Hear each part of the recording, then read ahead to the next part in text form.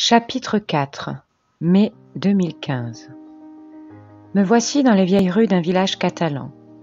Je cherchais sans être trop rassurée le nouvel appartement d'Alexis. Les rues étaient sombres, lugubres et étroites. Il me tardait d'être auprès de lui. Plus le temps passait, plus nous nous lions d'une amitié sincère et profonde. Il croyait en moi. Et ce fut que peu souvent que quelqu'un crut en moi. Je savais que j'étais sur le véritable chemin d'éveil, car je ne faisais pas cela comme un passe-temps, et je me plaisais à le raconter aux gens, et à ne pas camoufler mes mots, car la foi et l'éveil se doit d'être sincère. Ce n'est absolument pas un jeu, car si le monde de lumière s'ouvre à soi, il en est de même pour le monde de l'ombre, et cela est une chose importante à comprendre. Et surtout à embrasser. Car un destin de travailleur de lumière n'est pas que pour vivre dans les étoiles et ressentir ce qui est seulement beau et magnifique. Bien sûr, cela ouvre à la vie. Le rapport avec le moment présent est donc nécessaire. Et c'est donc ainsi qu'Alexis me demandait d'avancer, en restant le plus souvent possible au présent. À l'époque, je n'avais pas réellement saisi ce que voulait dire le moment présent, et il me donnait des livres à lire, que je ne lisais jamais.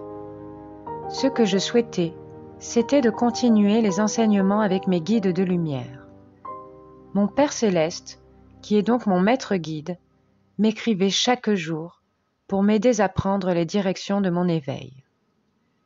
Il était important pour moi de me faire par moi-même, mais aussi d'écouter les conseils de mon maître, que je sentais être les meilleurs pour moi. Il savait mieux que personne comment m'apprendre et me donner envie d'avancer.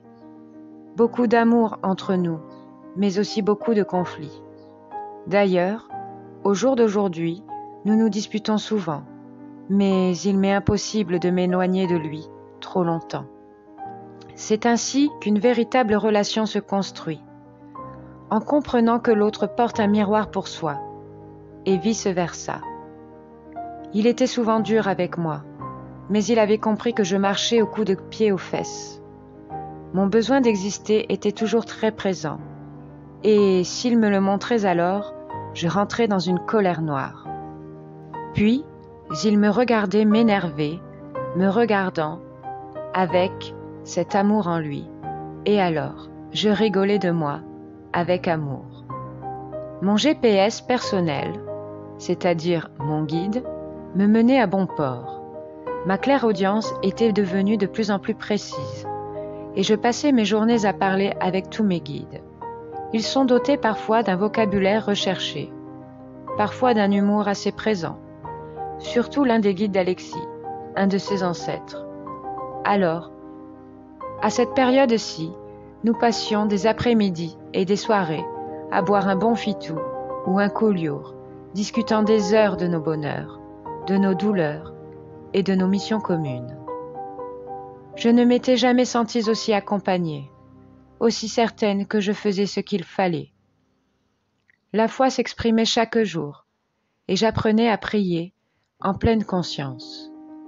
Je ressentais cet amour infini qui passait par mon être entier. Et j'avais de moins en moins peur. Et j'avais de moins en moins peur de la vie, d'être véritablement moi-même. Et je recommençais même à vivre pleinement. Toutes ces dernières années de souffrance, passant de dépression à agoraphobie, m'avaient fermée au monde. J'avais développé la peur de sortir, la peur de conduire, la peur des sensations fortes. J'avais peur que mes enfants meurent à chaque instant, qu'ils aient tantôt un accident, tantôt qu'ils ne se réveillent pas. Moi, qui avais été élevée par une mère aventurière, et ayant parcouru 1000 voyages, 1000 vies d'enfants, comment avais-je pu en arriver là? À présent, je souhaitais continuer de me retrouver, et maintenant, le maître mot était de m'ouvrir à notre nature. Je commençais donc à m'informer sur les minéraux et les plantes médicinales. Et puis, la semaine prochaine, Je devais visiter un terrain en pleine garrigue narbonnaise avec l'homme aux 1000 visages qui souhaitait créer un grand jardin partagé. Il me tardait d'y aller et de commencer la reconnexion avec les éléments de notre terre. Le connecteur nous menait là où nous devions évoluer, et cela même sans le savoir. Novembre 2016. Je savais qu'il avait raison, et je me préparais ardemment à prendre cette décision. Si ma vie reprenait de plus en plus de goût, partir seul en voyage à quelques 1000 kilomètres me faisait très peur. Mais les guides avaient tranché. Il me fallait absolument me rendre en Andalousie.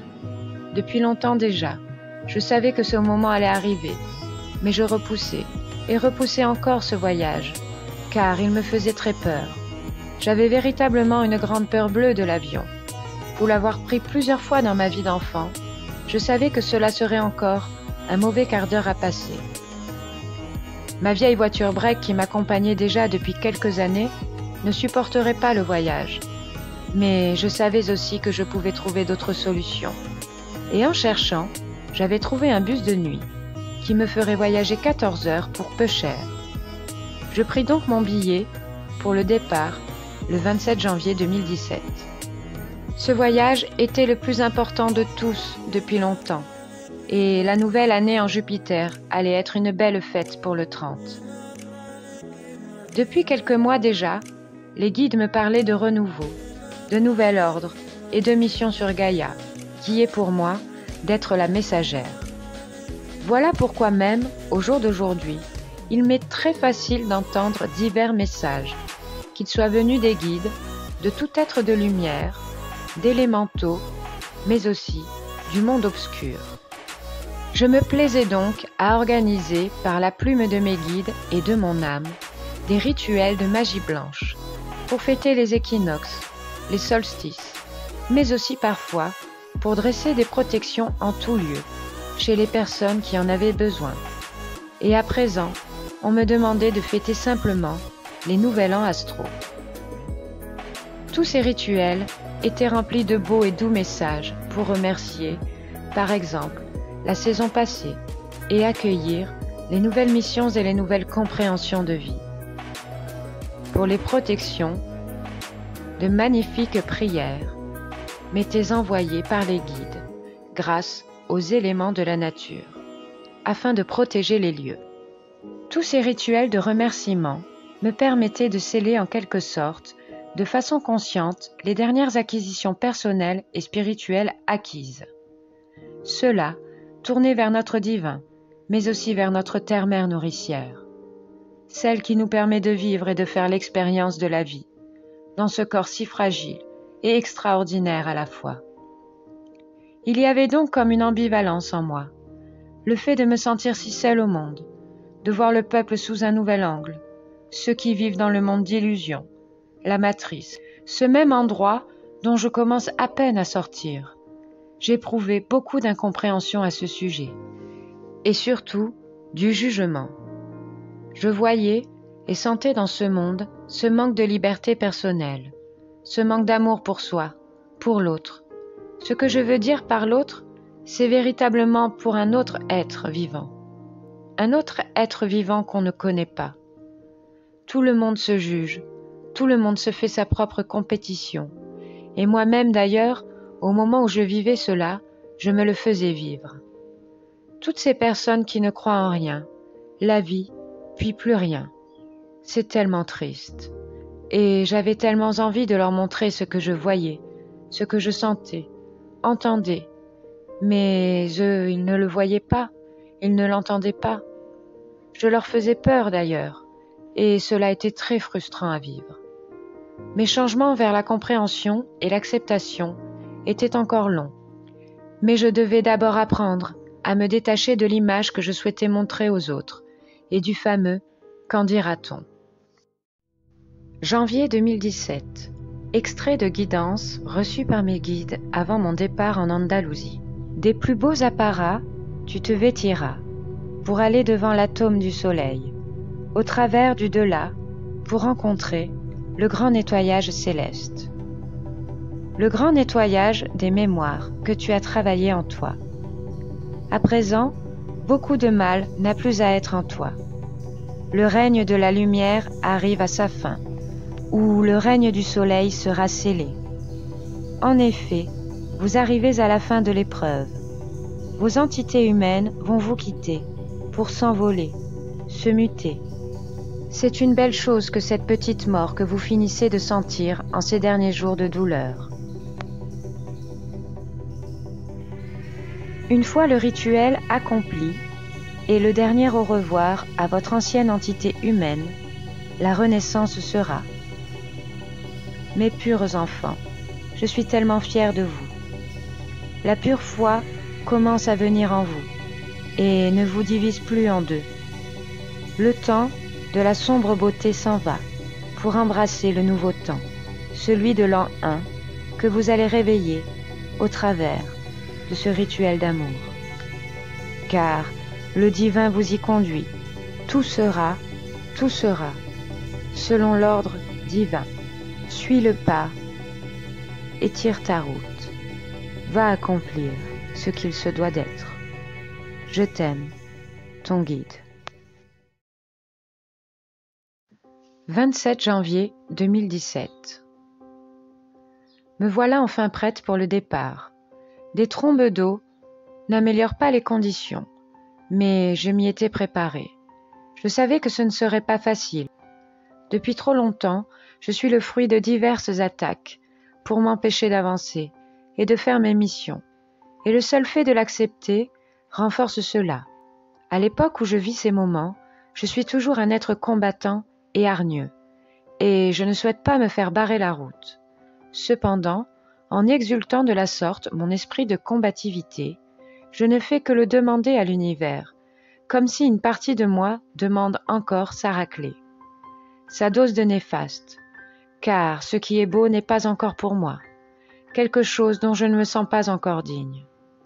La meilleure des protections reste la foi intégrale, que tout chemin sera teinté d'or et de lumière, et que le souffle d'ombre ne fera que passer, me traverser, et ne me laissera rien.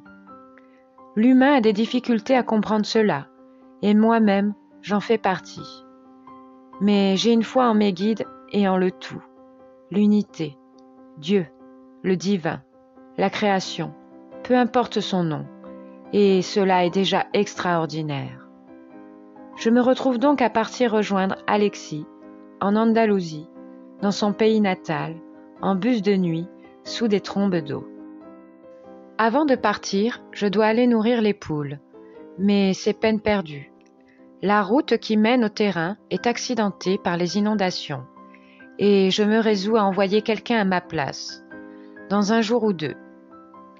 Je ne peux me permettre de m'embourber maintenant, il en est hors de question.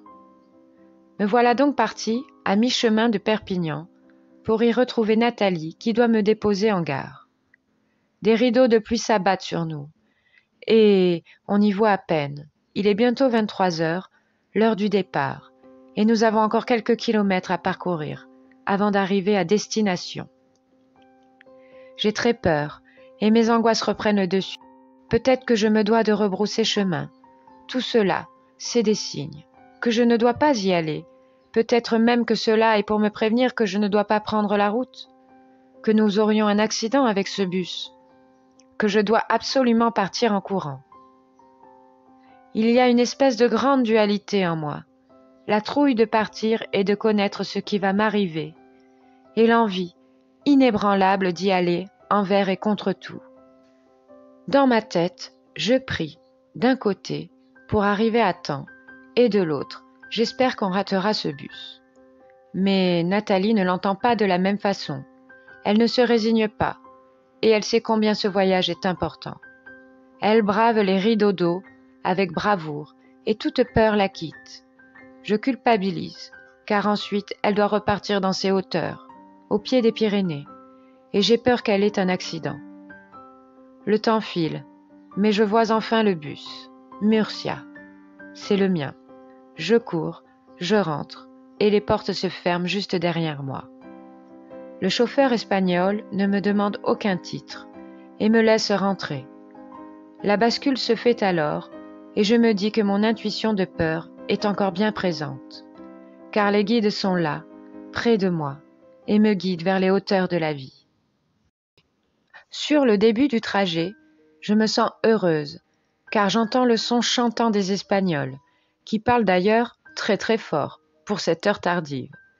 Et de l'autre, je pense à lui, à l'homme aux 1000 visages. Je sens mon âme qui s'éloigne de lui, mais en même temps, je sais que cet éloignement nous est nécessaire. Je dois croire aux écrits sacrés des guides, qui m'ont amené à lui et abandonné l'idée d'être un jour en couple avec lui. Dans leurs écrits, ils parlent d'union, de travail ensemble, et c'est vrai, nous sommes unis dans le travail. Peut-être que je me fais mes interprétations, et qu'il n'est pas ma flamme jumelle. De toute manière, il me le prouve assez au quotidien. Sa peur de s'engager avec moi parle d'elle-même. Je lui envoie un message pour lui dire que je pars, mais apparemment, il n'en a strictement rien à faire. Pourtant, il me répond au tac, à cette heure si tardive. La dualité, l'ambivalence en moi est constante. Quand vais-je arriver à me maintenir dans un certain équilibre? Je ne sais pas. 27 janvier, minuit 30. Tu me manques. C'est terrifiant d'aimer ainsi, de tout faire pour t'éloigner de moi. Mais rien n'y fait. Tu es partout. J'en dors plus la nuit. Je me sens si seule sans toi, mais avec toi aussi. Nous ne voyageons hélas plus sur les mêmes fréquences. Tout a commencé ainsi, un matin de juillet 2014. Date frappante à laquelle tu as posé les yeux sur moi. J'étais ta proie, celle que tu croyais être ton prochain festin. Ton âme était en peine, celle d'un déni profond. Ton mal te rendait mal, le mal personnifié. Et pourtant, ton aura aux 7 colonnes, je n'ai d'ailleurs plus jamais revu cela. J'ai touché ton âme, je l'ai réveillée. Telle était ma mission, t'aimer. Alors même que c'est la plus difficile chose que j'ai faite de t'aimer, cela et fut la plus belle chose que je t'ai donnée. Tu n'en as pas conscience, mais ton âme le sait.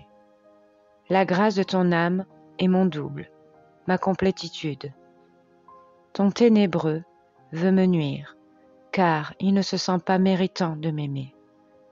Sa souffrance est grande, sa vengeance va de prime, et pourtant, tu m'aimeras.